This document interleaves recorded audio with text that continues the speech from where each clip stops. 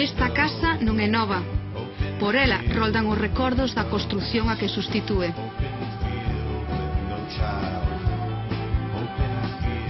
Pois aquí había unha casa de fin de semana, unha casa que había ido crecendo ao largo do muro da entrada, que iba crecendo desordenadamente en base ás necesidades que iban surdindo, non?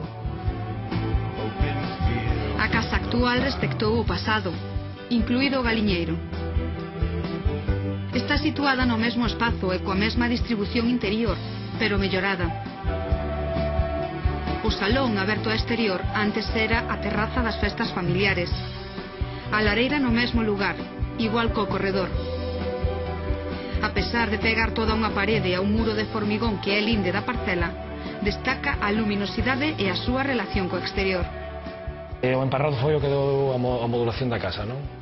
Estaba plantada cada 3,5 metros, tiña 2,5 metros de altura, foi o que nos deu a pauta para facer a estructura e levantar a cuberta 1 metro máis por riba desos 2,5 metros que tiña a parra, non?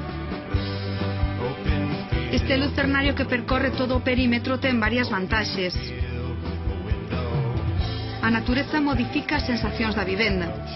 O ladrillo refractario recolle a calor do sol da mañá e solta durante o día. Diminúe o gasto en calefacción. A orientación da ventilación de norte a sur refrixera o fogar no verán. As portas corredías e o ser de planta baixa ten tamén outra explicación. Os habitantes fixos da casa son unha muller maior e outra discapacitada. Prima a accesibilidade. Os mobles tamén foron deseñados polos dous arquitectos.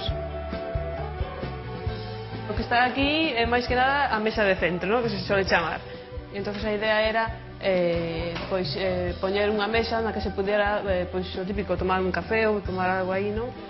Como o resto das casas, pero a vez puxemos esta especie como de colchón ou colchoneta que sirve sobre todo para rapaces para sentarse vendo a tele, non?